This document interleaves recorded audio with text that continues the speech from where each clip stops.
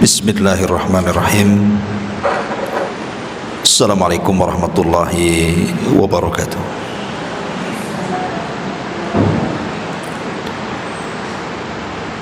Alhamdulillah,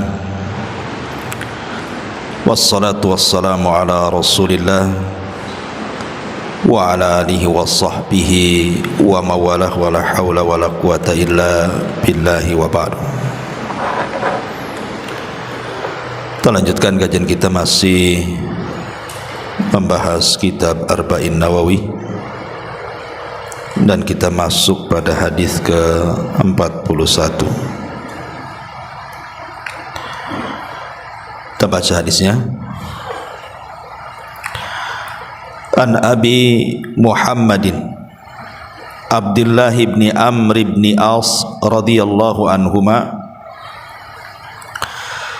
qala Rasulullah sallallahu alaihi wasallam la yu'minu ahadukum hatta yakuna hawahu taba'an lima ji'tu bihi. Hadithun hasanun sahihun rawainahu fi kitabil hujjati bi isnadin sahih. Dari Abu Muhammad Abdullah ibn Amr ibn As radhiyallahu an, dia berkata, Rasulullah sallallahu alaihi wasallam bersabda, tidaklah sempurna keimanan salah seorang di antara kalian hingga hawa nafsunya mau mengikuti apa yang aku bawa. Hadis hasan sahih. Kami telah meriwayatkan dari kitab Al-Hujjah dengan sanad yang sahih. Tetapi sebagian ulama yang lainnya mengatakan hadis ini lemah karena ada seorang rawi namanya Nu'man ibn Hammad, dia bersendirian dalam meriwayatkan hadis ini. Taib, terlepas daripada hadis ini sahih ataupun hasan ataupun dhaif, tetapi maknanya sahih. Kandungan makna hadis ini sahih, bahkan dijadikan kaidah oleh para ulama tentang barometer orang yang berada di atas kebenaran dan orang yang mengikuti hawa nafsunya. Baik, kita masuk pada sahabat yang meriwayatkan hadis ini dulu. Hadis ini dari jalur Abi Muhammad. Abu Muhammad ini kunyah daripada Abdullah ibn Amr ibn As radhiyallahu anhu. Dan Abdullah ibn Amr bin As sendiri adalah seorang sahabat Nabi sallallahu alaihi wasallam yang dipuji Nabi sallallahu alaihi wasallam. Rasul mengatakan, ni'ma ahlul baiti Abdullah wa Abu Abdillah wa Ummi Abdillah. Sebaik-baik keluarga adalah Abdullah, bapa Abdullah dan Ummi Abdullah. Maksudnya Abdullah ibn Amr ibn As. Dan beliau subhanallah mendapatkan hidayah masuk Islam sebelum ayahnya. Jadi dia masuk Islam duluan, baru kemudian ayahnya masuk Islam. Karena ayahnya ini telat masuk Islam, Amr ibn As ini. Tapi putranya Abdullah ibn As ini masuk Islam duluan daripada ayahnya. Bahkan dia menjadi satu di antara sekian para sahabat yang paling banyak mencatat hadis Nabi.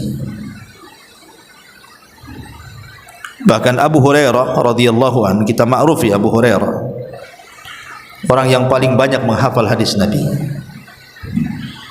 Sampai dia mengatakan, ma min ashabin Nabi sallallahu alaihi wasallam ahadun aktsar hadisan anhu minni illa ma kana min Abdullah ibni Amr ibni As fa innahu kana yaktub wa la aktub. Kata Abu Hurairah radhiyallahu an, tidak ada orang yang melebihi hafalanku dari banyaknya hadis Rasul yang aku hafal, kecuali Abdullah ibn Amr, karena dia mencatat sementara aku tidak mencatat. Jadi Abdullah ibn Amr bin As ini memang terkenal pencatat hadis Nabi. Lah Abdullah ibn Amr bin As sendiri secara nasab dia adalah Abdullah putra Amr ibn As. Dan Amr ibn As ini salah satu daripada pembesar atau pemimpin kaum muslimin di zamannya. Jadi dia masuk Islam itu dengan bersamaan dengan Khalid ibn Walid. Tapi kalau anaknya Abdullah yang kita ceritakan, justru masuk Islam duluan daripada ayahnya. Nah, di antara manakib yang menarik untuk kita kaji adalah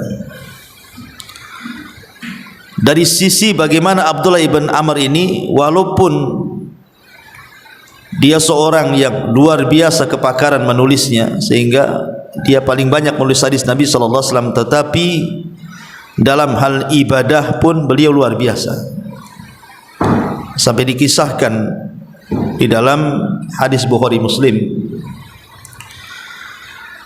Jadi satu ketika Abdullah ibn Amr ini kan kuat orangnya di dalam berpuasa dan juga menghatamkan Quran, itu kuat sekali. Jadi satu hari dia datang atau dipanggil Nabi SAW dan mengatakan, wahai Abdullah ibn Amr, kata Nabi SAW, aku mendengar engkau terlampau banyak berpuasa. Sebaiknya berpuasalah seperti puasa Ayyamul Bid. Puasa Ayyamul Bid maksudnya puasa 3 hari dalam sebulan. Tapi Abdullah ibn Amr bin As mengatakan, Rasul, aku sanggup lebih daripada itu. Maka Nabi SAW mengatakan, tidak bisa, karena istrimu punya hak,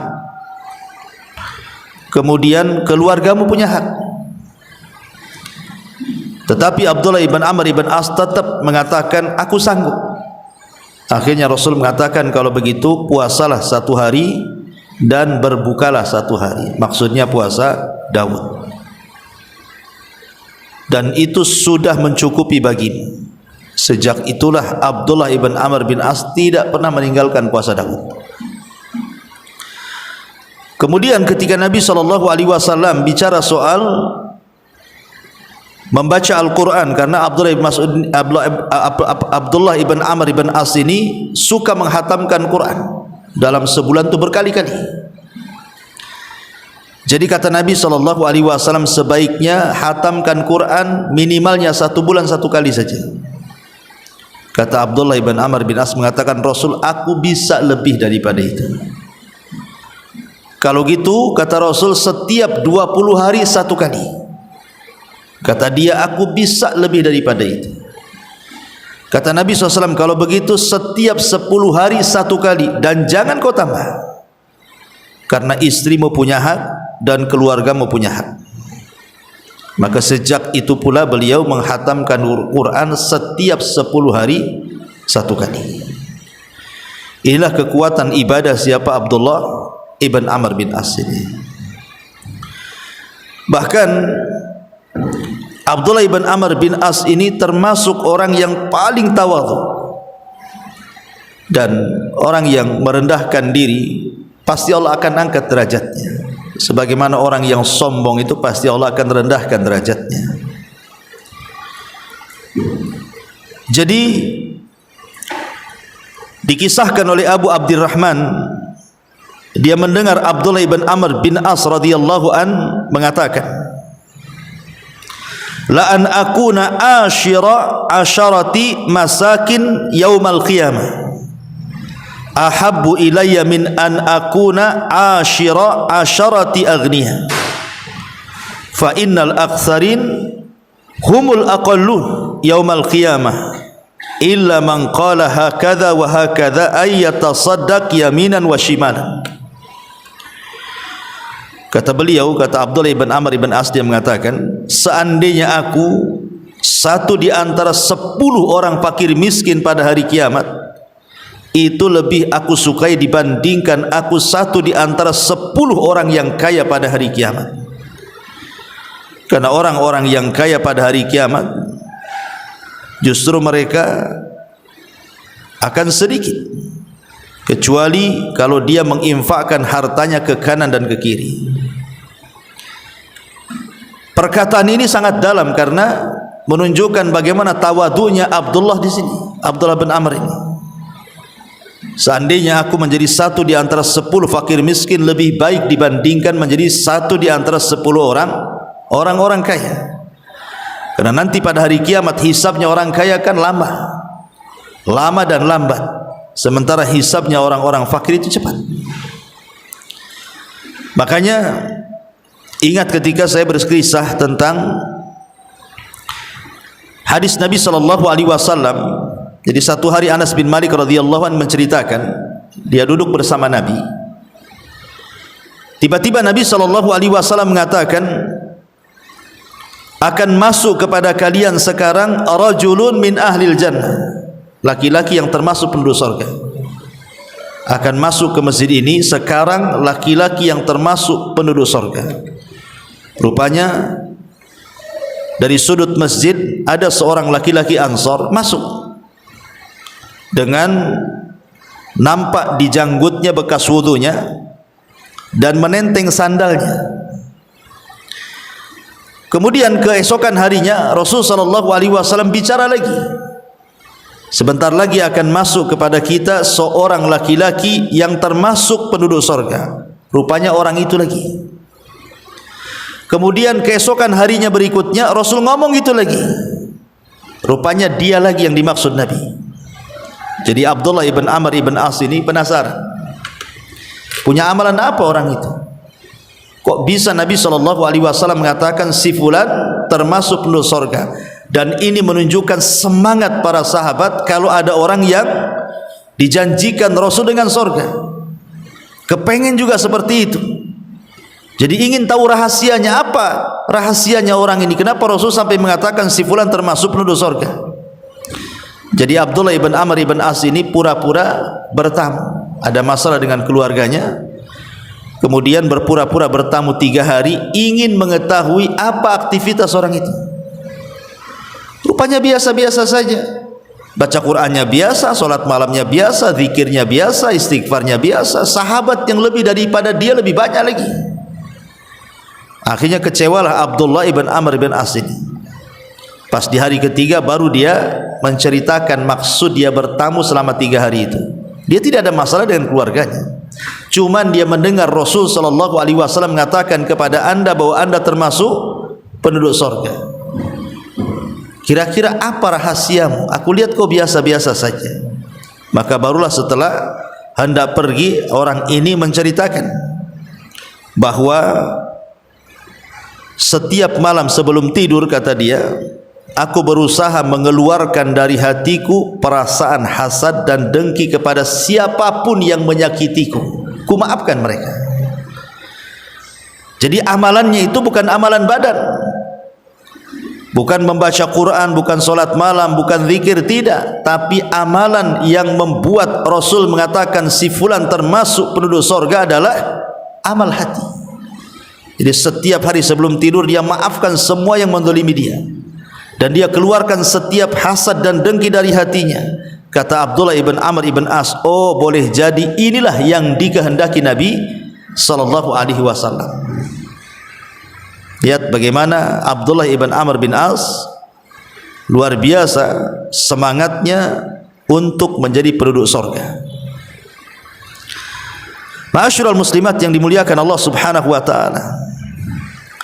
Bahkan di antara perkataan beliau yang sangat bagus sekali, innal jannata haramun ala kulli fahishin an yadkhulaha. Allah haramkan surga kepada setiap orang yang lisannya sangat jelek ketika bicara. untuk memasukinya. Ya persis seperti sabda Nabi SAW bahwa orang yang tidak bisa menjaga lisan maka diancam dengan neraka. Kata Nabi SAW, sesungguhnya ada seorang hamba yang mengucapkan satu kalimat tanpa sadar. Rupanya kalimat itu membuat Allah murka sehingga Allah masukkan ia ke dalam jahanam sejauh barat dan timur.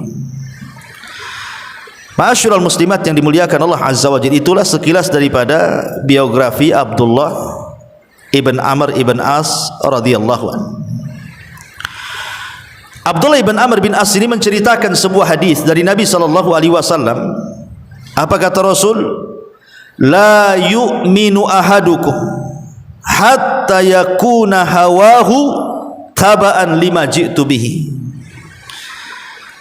Tidaklah sempurna keimanan seseorang. Kalimat la yu'min bukan berarti kafir, tidak. Maksudnya tidak beriman di sini maksudnya tidak beriman dengan sempurna. Siapa yang tidak sempurna imannya itu? Seseorang di antara kalian hingga hawa nafsunya mau mengikuti apa yang aku bawa, kata Nabi. Hingga hawa nafsunya ditundukkan dengan syariat yang dibawa Nabi SAW. Apa maksudnya menundukkan hawa nafsu di atas syariat Nabi SAW atau di atas apa yang diajarkan oleh Nabi SAW? Saya contohkan begini, untuk memudahkan memahami hadis ini. Kalau ada dua orang yang berzina,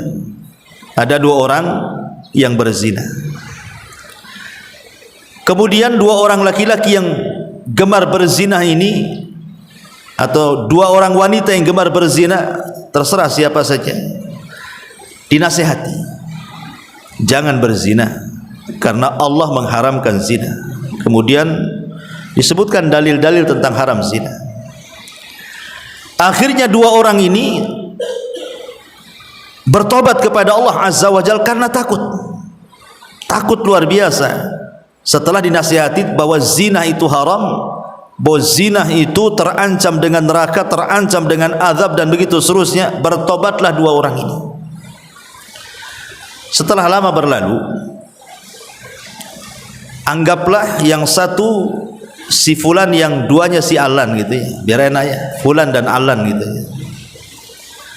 Jadi si fulan ini betul-betul ketika dia taubat dan hijrah tidak mau berzina lagi, maka segala wasilah-wasilah yang mengantarkan kepada zina dia tutup rapat-rapat, tidak mau. Pokoknya dia menjauh daripada wasilah-wasilah yang bisa mengantarkan dia kepada zina. Dia benci melihat pamannya seseorang yang membuka auratnya. Dia tidak suka dengan gambar-gambar yang membuka auratnya. Pokoknya apapun yang menjadikan dia akan berzina lagi, dia tinggalkan. Ini yang satu, yang si fulan ini betul-betul tobat dia, benci dengan perbuatan zina itu. Tapi yang kedua,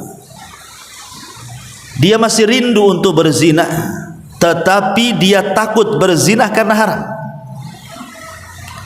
Jadi dia terkadang melihat ada gambar, ada foto seorang wanita ataupun laki-laki nampak auratnya gitu kan. Terbayang dia ingin berzina, tapi tidak berzina. Takut untuk berzina karena zina itu haram. Perhatikan antara dua orang ini. Yang satu betul-betul meninggalkan zina, bahkan wasilah-wasilah zina saja dia tidak mau. Betul-betul dia benci kepada zina dan wasilah-wasilahnya dia benci. Berarti orang yang pertama ini sudah menundukkan hawa nafsunya kepada syariat Rasul. Ya. Yang satunya dia belum bisa menundukkan. Walaupun dia tidak melakukan maksiat, tetapi hawa nafsunya masih kepengen ke situ. Bisa dipahami ya contohnya? Atau kita buat contoh lain. Jangan berzina, anggap saja pemabuk. Ya. Ada dua orang mabuk. Kemudian dinasihati, janganlah kalian minum khamr. Minum khamr itu dosa, perbuatan setan, dan begitu seterusnya. Bertobatlah keduanya. Yang satu nih, si A nih, betul-betul dia bertobat, memang tidak mau mendekati khamr. Lihat botolnya khamr aja benci luar biasa. Dan apabila ada orang yang cerita tentang khamr, dia langsung pergi. Pokoknya dia tidak mau telinganya mendengar soal khamr, tidak mau melihat matanya kepada botol khamr, bahkan meninggalkan semua kawan-kawan yang mencintai khamr. Ini si A. Si B pula tidak. Si B ini kalau nampak ada botol khamr walaupun kosong dipegangnya, kemudian teringat dulu dia minum khamr dan kepengen, tapi tak mau. Kenapa? Karena khamr haram, dia sudah tahu. Tapi keinginannya ada, ingin minum khamr lagi itu ada. Cuman karena takut, dia sudah multazim, dia sudah berjanji untuk tidak minum khamr, makanya dia tidak minum khamr, cuman angan-angannya saja. Berarti si A ini telah menundukkan hawa nafsunya terhadap syariat Nabi, dan si B ini belum bisa menundukkan hawa nafsunya. Itulah makna bahwa Nabi SAW mengatakan tidak sempurna keimanan salah seorang di antara kalian hingga hawa nafsunya mau mengikuti apa yang aku bawa. Bisa dipahami ya hadis ini ya dengan dua contoh itu. Taib. Ma'asyiral muslimat yang dimuliakan Allah Subhanahu wa taala. Hadis ini dijadikan kaidah oleh para ulama tentang ta'zim, pengagungan terhadap dalil. Pengagungan terhadap dalil. Bahwa kita harus tunduk kepada apapun keputusan Allah dan Rasulnya. Kalau dalil sudah mengatakan A, maka A. Dalil sudah mengatakan B, maka B. Itulah artinya mengagungkan dalil. Sebab kalau kata dalil A kita ke B, kata dalil B kita ke A, berarti hawa nafsu kita belum bisa ditundukkan kepada dalil. Dahulu di zaman Nabi SAW, ketika Nabi SAW pertama kali menyerukan hijrah para sahabat, Rasul itu meminta kepada para sahabat untuk hijrah. Allah sudah mengizinkan ada satu tempat di Madinah, itu tempat cocok untuk hijrah. Ayo kita sama-sama hijrah, kita bangun kota Madinah menjadi kota Islam. Rupanya ada sebagian sahabat yang tidak mau hijrah. Alasannya masih sayang dengan bisnisnya. Ini kalau hijrah ke Madinah mau cari kerja apa di sana? Ya. Masih sayang dengan keluarganya, masih sayang dengan rumahnya, masih sayang dengan peternakannya. Akhirnya karena ada sebagian kecil yang masih sayang dengan urusan dunia, Allah turunkan ayat kepada mereka. Surah At-Taubah ayat 24. Allah mengatakan, "Qul in kana aba'ukum wa abna'ukum wa ikhwanukum wa azwajukum wa ashiratukum wa amwalun iqtaraftumuha wa tijaratun tahsawna kasadaha wa masakinu tardawnaha ahabba ilaikum minallahi wa rasulih wa jihadin fi sabilihi fatarabbasu hatta ya'tiyallahu bi amrih wallahu la yahdil qaumal fasikin." Katakan ya Muhammad kepada mereka itu, orang yang tidak mau hijrah karena masih cinta dunia, katakan kepada mereka, jika bapak-bapak kalian, anak-anak kalian, saudara kalian, pasangan kalian, keluarga kalian, harta yang kalian cari, perniagaan yang kalian takut akan kebangkrutannya, atau tempat tinggal yang kalian sukai, itu lebih kalian cinta dibandingkan Allah, Rasul dan jihad, tunggu, Allah Subhanahu wa taala nanti akan datangkan urusannya kepada kalian, karena Allah tidak suka dengan orang-orang fasik. Lihat ayat ini semakna dengan hadis tadi, bahwa kita jangan sampai hawa nafsu kita ini liar, Karena hawa nafsu ini terbagi menjadi dua kan. Ada hawa nafsu yang baik, ada hawa nafsu yang tidak baik. Kapan hawa nafsu itu baik? Apabila bisa ditundukkan dengan syariat, maka hawa nafsu itu jadi baik. Seperti hadis ini, tidak beriman seseorang sampai hawa nafsunya tunduk kepada apa yang aku bawa, kata Rasul. Berarti hawa nafsu yang seperti ini terpuji, karena hawa nafsunya tertundukkan dengan syariat. Tetapi hawa nafsu yang tercela itu adalah hawa nafsu yang liar, yang tidak mau tunduk dengan syariat. Dan itu yang banyak ya. Yang banyak di masyarakat ini ada orang yang tidak berani mengucapkan kalimat hak karena takut dengan suaminya, takut dengan istrinya, takut dengan anaknya, takut dengan orang tuanya, takut dengan kabilahnya, takut dengan desanya, takut dengan kelompoknya. Tidak berani dia mengeluarkan kata-kata yang benar itu. Berarti dia masih mengikuti hawa nafsunya, belum bisa menundukkan hawa nafsunya. Contoh yang real di lapangan, orang sudah tahu riba itu haram, tahu riba itu haram kan, jelas dalilnya Quran sunnah. Tapi banyak orang itu yang tidak mau meninggalkan riba kan, padahal jelas-jelas haramnya. Kalau kita katakan kepada mereka, akhi ini riba ini, ukhti ini riba ini, iya anak tahu ini riba, dan riba itu dosa. Lah kenapa enggak ditinggalkan? Ya saya mau makan apa nanti, saya mau kerja apa, saya harus kemana, siapa yang ngasih makan anak istri saya, macam-macam ceritanya kan.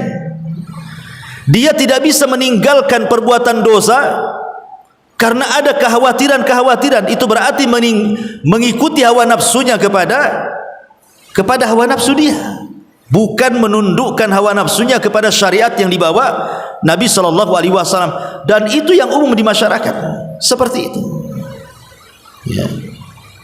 Contoh saja kalau ngaji kayak gini lah, saya bisa hitung ada 30-40 orang di sini. Kalau hadir semua adalah 100 orang kan gitu.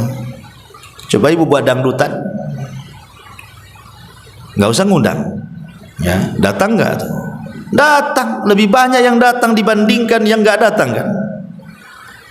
Padahal sudah jelas-jelas itu kan, ngaji itu ada manfaatnya, ngaji itu ada pahalanya, ngaji itu bisa menggugurkan dosanya, dan begitu seterusnya.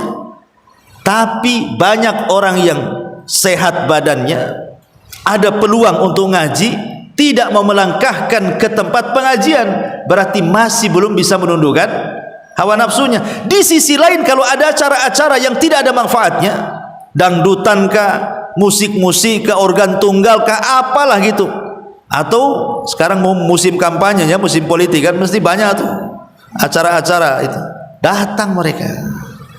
Nah, itulah ma'asyiral muslimat yang dimuliakan Allah Azza wa Jal.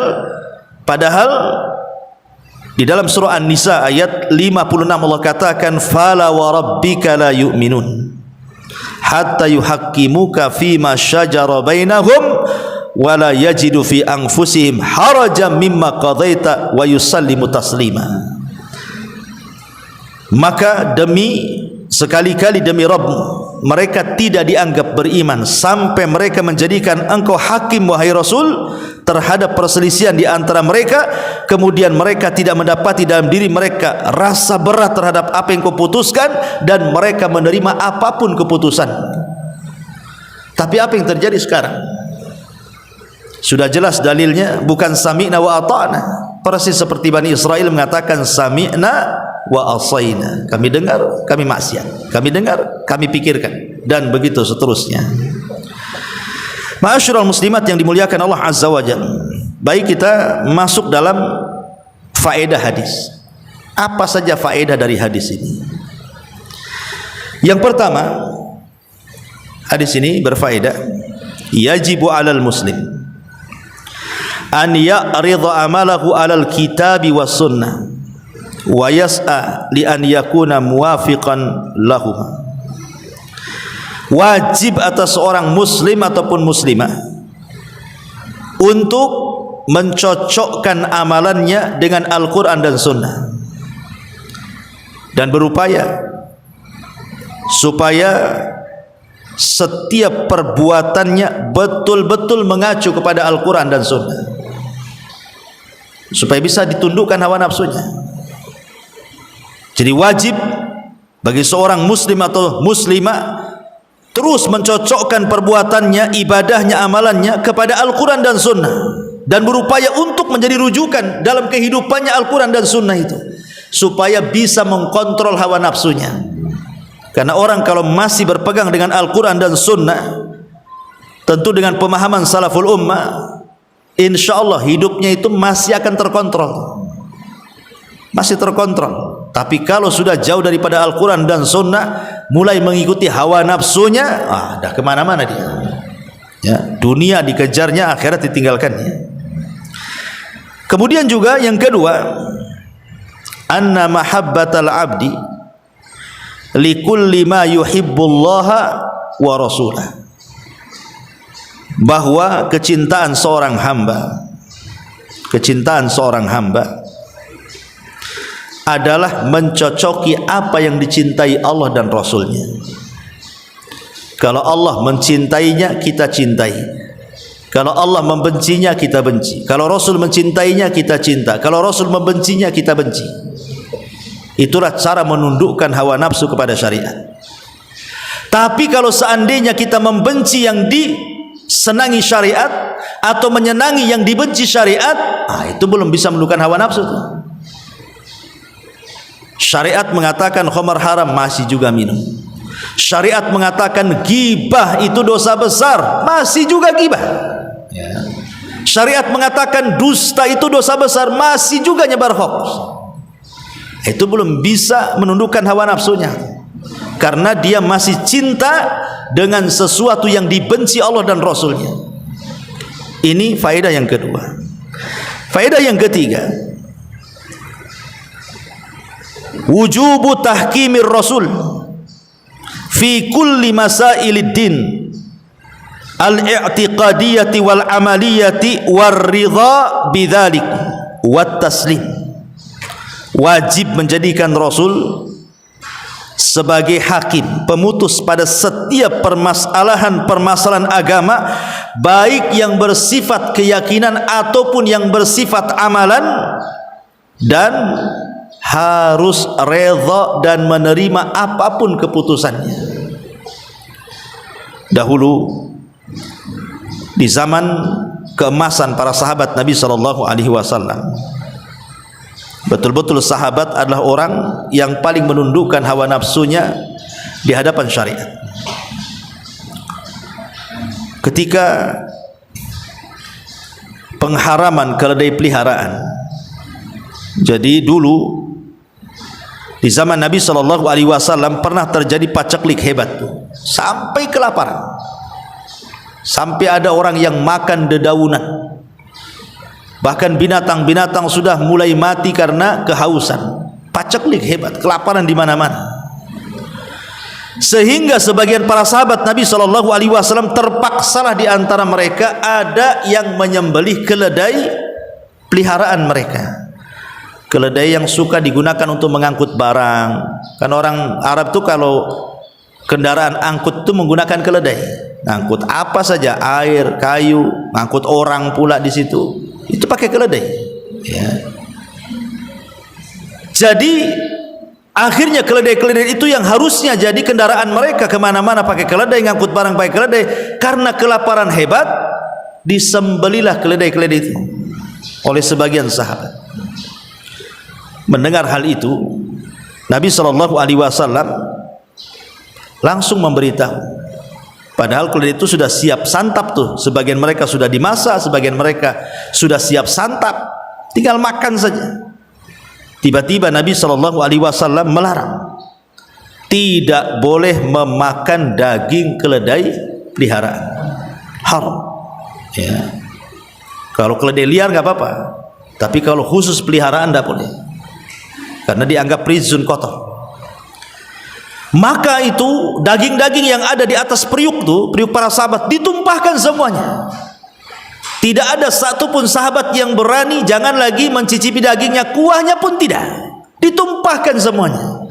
Setelah mengetahui bahwa Rasul mengharamkan tidak boleh memakan keledai peliharaan.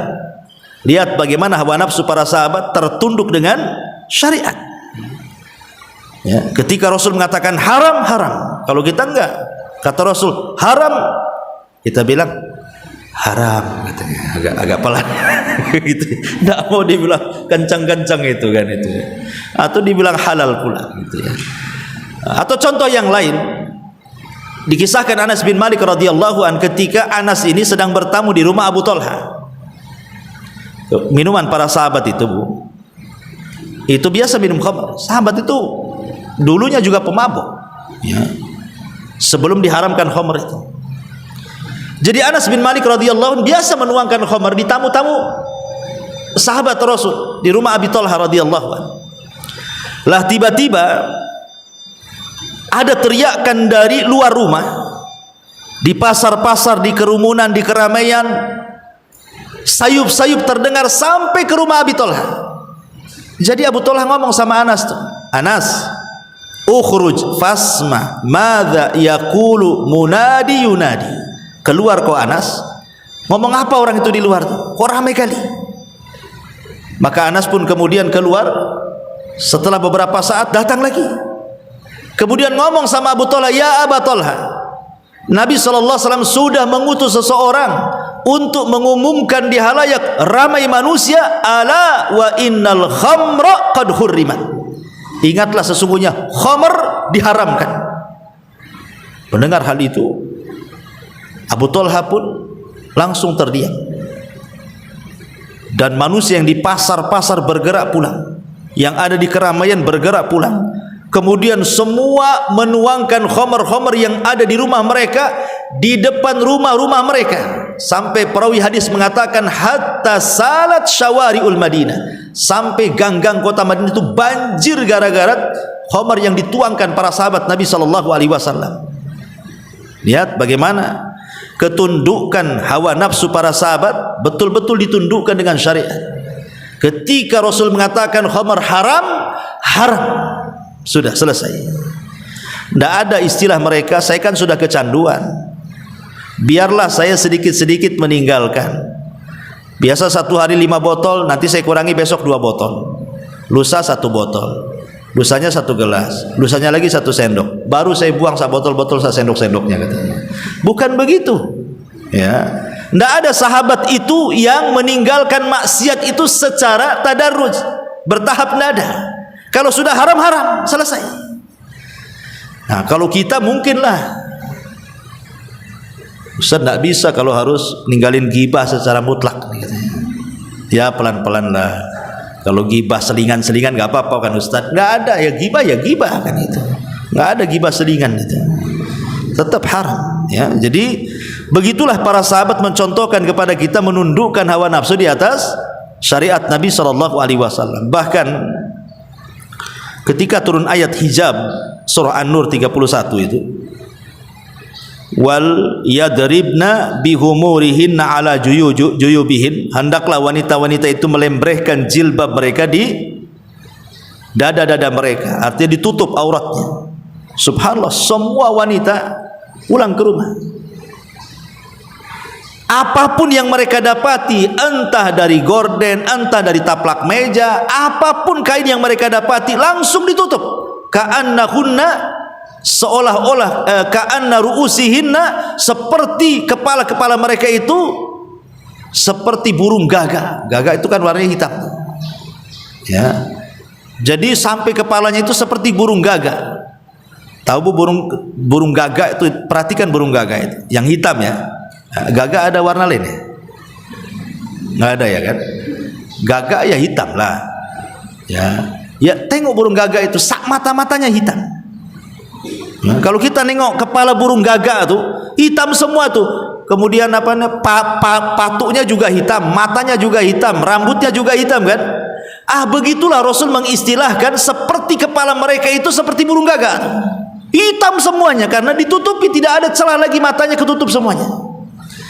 Begitulah para sahabat Nabi SAW, sahabi Rasul SAW di zaman itu ketika perintah hijab betul-betul ditutup, ya. Tidak mikir dulu. Sekarang kan mikir dulu nih. Orang yang nggak pernah hijab tiba-tiba tergerak untuk hijab, ngacanya itu sampai mau pecah kacanya itu, cocok miring sini sana sini. Mungkin jilbab itu sampai 10 jilbab itu asik cabut pasang cocok nggak cocok gitu saja kan. Anda minta pula pendapat orang, cocok nggak katanya. Kalau nggak cocok saya nggak pakai jilbab katanya. Ini gimana ceritanya ya? Jadi orang seperti itu belum bisa menundukkan hawa nafsunya. Kemudian juga contoh yang lain, ketika Nabi SAW sedang sholat ya. Di tengah-tengah sholat tiba-tiba Nabi SAW melepaskan sandal, dilepas begitu saja sandalnya.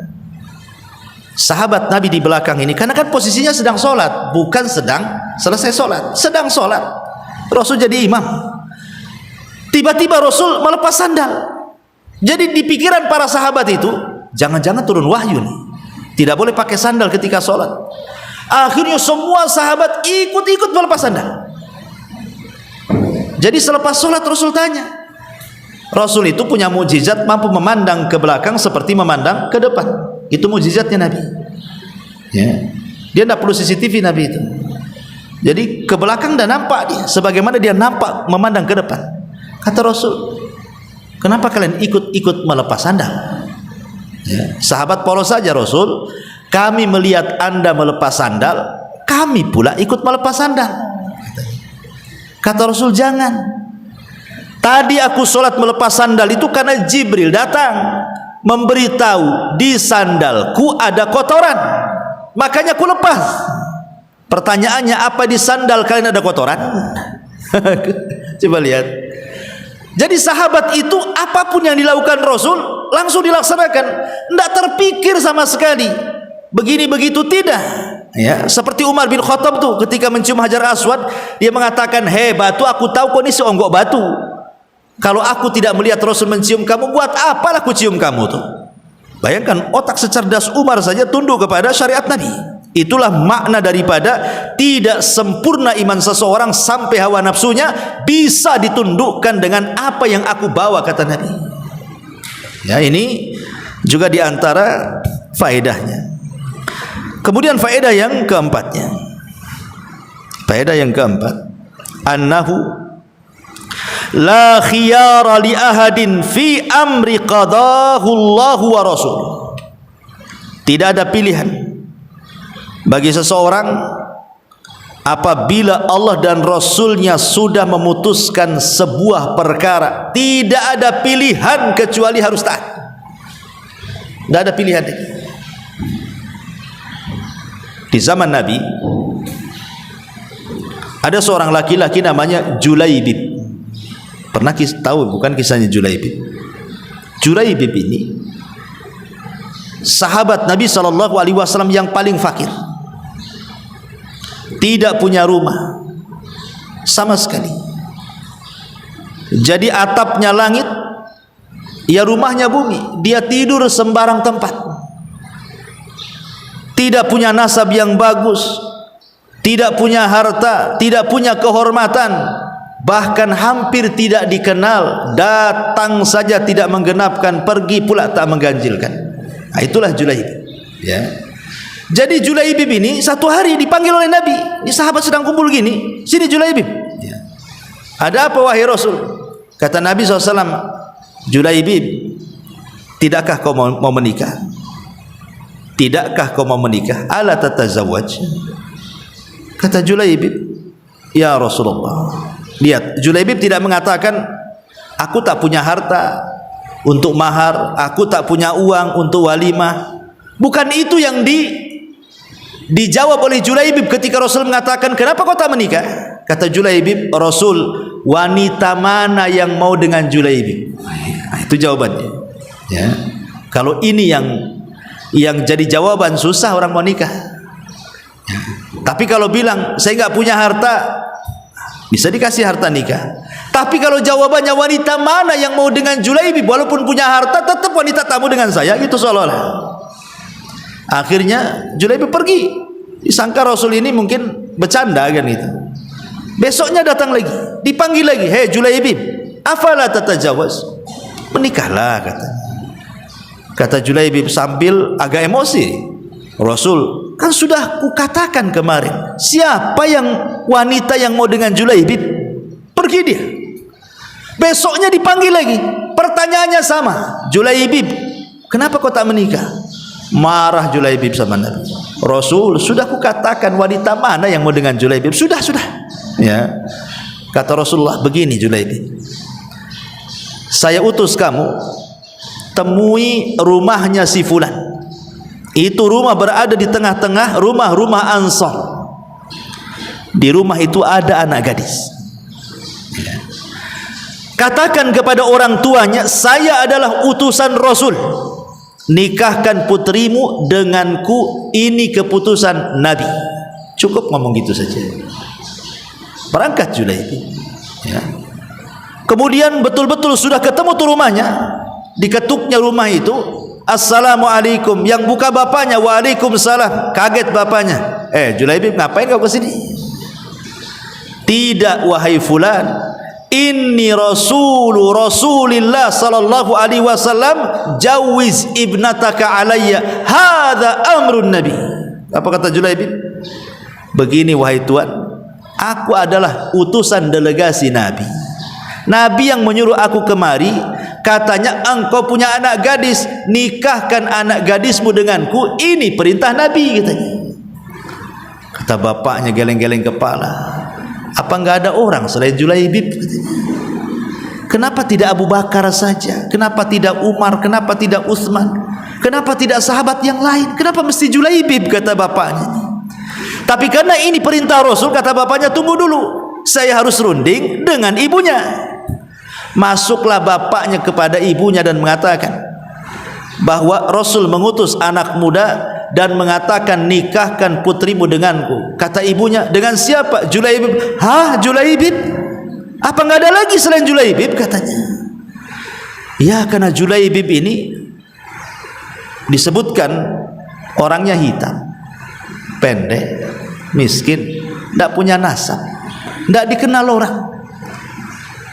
Macam mana orang mau dengan Julaibib kan gitu? Tapi karena ini perintah Rasul, akhirnya Julaibib datang. Tapi kedua orang tuanya ini agak berat gitu. Kalau dengan Abu Bakar pikir poligami lah kan, begitu istilahnya kan. Janganlah dengan Julaibib gitu. Dengan Utsman ke, dengan Abdurrahman bin Auf ke, terserahlah. Jangan dengan Julaibib pokoknya. Subhanallah, di balik tabir itu anak wanitanya mendengar, seolah-olah kedua orang tuanya menolak perintah Nabi. Langsung anak perempuannya keluar, kemudian marah di hadapan kedua orang tuanya dan mengatakan, nikahkan aku dengan Julaibib katanya. Kata anak wanitanya ini, nikahkan aku dengan Julaibib, karena aku yakin setiap utusan yang diutus Nabi SAW pasti membawa kebaikan. Nikahkan aku dengan dia katanya. Subhanallah, malah anak gadisnya pula berakal dibandingkan orang tuanya. Akhirnya orang tuanya pun, ya karena anaknya sudah ngomong begitu, yang mau anaknya kan bukan orang tuanya, terdiamlah orang tuanya itu. Ketika anak gadisnya mengatakan, ataruddani Rasulillah, apakah engkau akan menolak utusan Rasul sallallahu alaihi wasallam? Dari sini turun ayat. Masalah Julaibib ini turun ayat. Apa ayatnya? Wa ma kana lil mu'minin wala mu'minatin idza qadallahu wa rasuluhu amran an yakuna lahumul khiyaratu min amrihim wa man ya'sillaha wa rasulahu faqad dhalla dhalalan mubina. Tidak layak bagi seorang mukmin laki-laki dan perempuan, kalau Allah dan Rasulnya sudah memutuskan sebuah perkara, tiba-tiba ada kebimbangan dalam hatinya. Tidak layak bagi seorang mukmin seperti itu. Karena barang siapa yang berpaling dari perintah Allah dan Rasulnya, sungguh dia akan tersesat dengan kesesatan yang nyata. Akhirnya menikahlah wanita ini dengan Julaibib di malam pertama. Dan itu malam setiap anak muda yang menunggu-nunggu orang menikahkan. Tiba-tiba datang seruan dari Nabi SAW, ya khailullah irkabu, hei kuda-kuda Allah, bersiaplah tempur kalian. Julaibib memandang istrinya, ya, dan mengatakan, malam ini ada dua seruan. seruan tempat tidur dan seruan jihad. Maka aku memilih seruan jihad. Kata istrinya, pergilah wahai suamiku. Belum mencicipi malam pertama, langsung pergi. Sudah perang berkecamuk luar biasa, dan Allah menangkan peperangan itu oleh kaum muslimin. Maka Nabi SAW memerintahkan, hitung semua pasukan yang terluka, pasukan yang mati, pasukan yang selamat. Akhirnya dihitung, yang selamat sekian, yang luka sekian, yang meninggal sekian, yang mati syahid. Dikumpulkan jasad. Kemudian Rasul mengecek satu-satu. Kata Nabi SAW, ada yang kurang. Kata sahabat, siapa wahai Rasul? Semua sudah lengkap. Yang meninggal sudah lengkap, yang terluka sudah lengkap, yang selamat sudah lengkap. Semua sudah lengkap. Kata Rasul, tidak ada yang kurang. Sahabat masih bingung. Ya, hitung lagi. Dihitung lagi, kata Rasul, masih ada yang kurang. Kemudian kata Rasulullah, aina Julaibib? Di mana Julaibib? Subhanallah, di tengah-tengah pasukan saja sahabat enggak kenal Julaibib. Kenapa? Karena saking fakirnya, saking miskinnya sampai enggak dikenal orang.